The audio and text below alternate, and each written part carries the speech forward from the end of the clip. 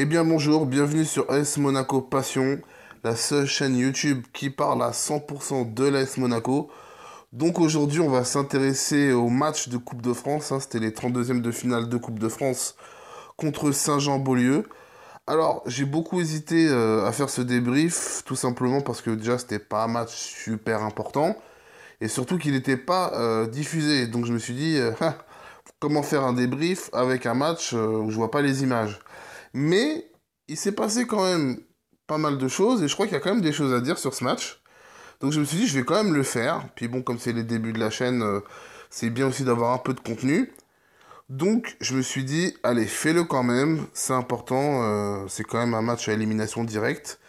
Donc le match avait lieu à 18 h, il se déroulait à Monaco. Donc on affrontait Saint-Jean-en-Beaulieu, faut savoir que c'était une DHR, donc c'est équivalent à la 7e division française si je dis pas de bêtises.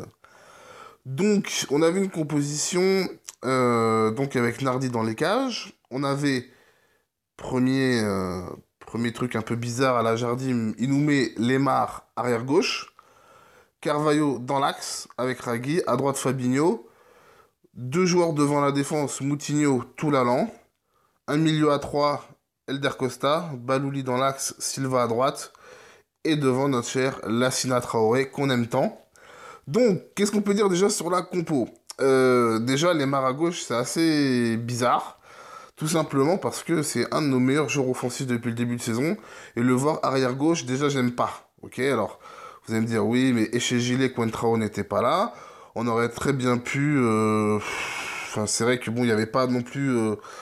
Voilà, il n'y avait pas non plus 10 000 solutions. Mais bon, on aurait pu essayer de voir mettre peut-être Ragui à gauche, comme on l'a déjà fait. Voilà, et redescendre tout l'allant dans l'axe et faire une défense Moutinho Pasalic ou Moutinho Bakayoko. Tu vois, j'aurais préféré voir ça. J'aurais préféré voir Bakayoko titulaire pour essayer de revoir un peu son niveau de l'année dernière. Parce que je pense que c'est un joueur qu'il faut faire jouer, qu'il faut relancer. Donc on avait sur le banc si Bakayoko, Pasalic, Girard, Bouchila, Cavallero et Mbappé. Mbappé aussi, j'aurais préféré le voir titulaire. Surtout qu'on sait qu'il commence à être courtisé. Il y a beaucoup de clubs qui commencent à s'intéresser à lui, vu qu'on l'a pas encore fait signer. Bon, je pense que ça se fera, espérons-le. Mais bon, j'aurais préféré le voir titulaire. Déjà pour lui donner du temps de jeu, lui donner un peu de confiance. Et puis peut-être voir un peu son talent face à des équipes dites plus faibles. Mais bon, on l'a pas vu du match. Il est même pas rentré, le pauvre. Donc je vois pas trop l'intérêt quand on joue des matchs comme ça, surtout que le match a été assez rapidement plié. C'est des joueurs qu'on aurait pu voir. Ça aurait été intéressant, mais bon.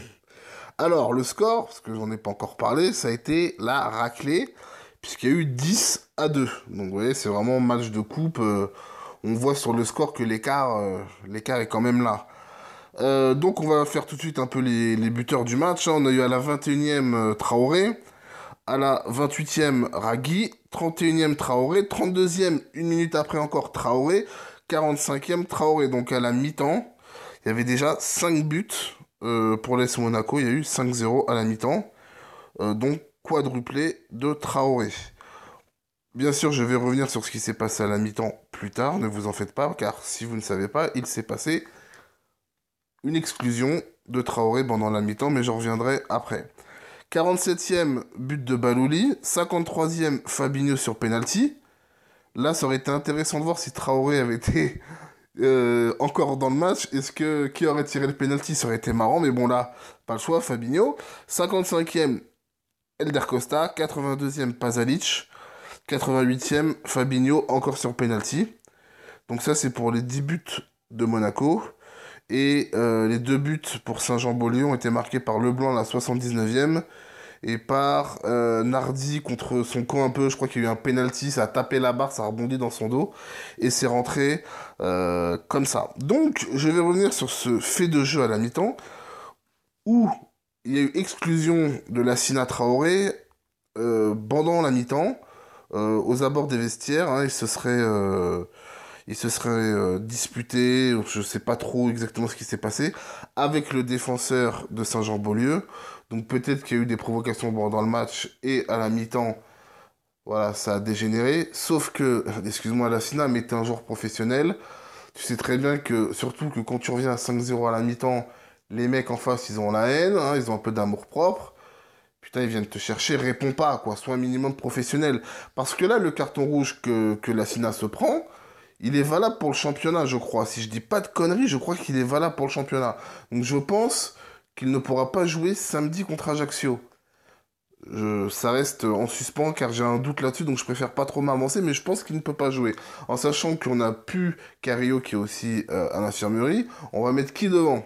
Parce que El Shaarawy, de toute façon, voilà, ne jouera pas buteur non plus. Donc voilà, ça va être un peu bizarre samedi la compo. On verra ça. Donc, je voulais intervenir sur déjà le score. Alors, oui, il y a eu 10-2. C'est un beau score, mais il ne veut rien dire.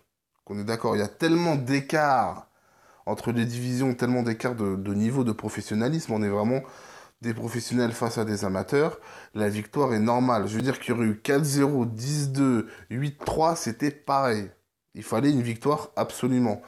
Maintenant, c'est bien, on passe en 16e, mais on est très loin de la finale. On en est très loin. Donc déjà, pour moi, ce match, il a aucune, voilà, il a aucun point de référence. On peut pas se référer à ce match pour juger le niveau de l'équipe. Ils ont marqué, c'est bien, mais est-ce que de voir la Sina mettre 4 buts, ça vous a rassuré? Je ne crois pas. J'ai regardé un peu sur les forums de divers sites de Monaco, et les 4 buts de Monaco, de la Sina, pardon, n'ont pas fait changer d'avis sur le joueur. Alors oui, c'est sûr que c'est facile de taper sur la Sina Traoré. On doit dire, ouais, ah là là, depuis c'est ta deuxième vidéo, t'arrêtes pas de t'acharner sur lui. Ouais, mais je suis désolé, ce mec, c'est pas possible. Et je m'en fous qu'il en ait mis 4, il en aurait mis 8, ça aurait rien changé. Je ne veux pas de ce mec à la pointe de l'AS Monaco, ce n'est pas possible. Voilà, je préfère 100 fois Cario, même s'il a moins marqué, je préfère voir un mec comme ça qui a plus de technique, qui apporte plus dans le jeu, et les buts viendront. Mais lui, je peux pas. En plus, apparemment, Monaco aurait fixé son prix à 15 millions d'euros. Putain, mais qui va être la quiche, l'andouille qui va acheter à la Sina Traoré 15 millions d'euros? À ce prix-là, c'est impossible de le vendre. Ou alors, je ne comprends plus rien au football. Donc voilà, de toute façon, je ferme la parenthèse sur la Sina Traoré. Voilà, je n'y reviens plus. Je voulais faire donc un point sur Mbappé, car je le répète, j'aurais vraiment aimé le voir jouer à ce match, car il était important de lui donner de la confiance et voir un peu son réel niveau. On ne l'a pas vu, malheureusement. J'espère qu'on te verra samedi contre Ajaccio. Et je voulais faire un dernier point concernant ce match, car on a eu l'absence d'El Shaarawy et de Ronny Lopez, qui malheureusement sont, je pense, en instance de départ.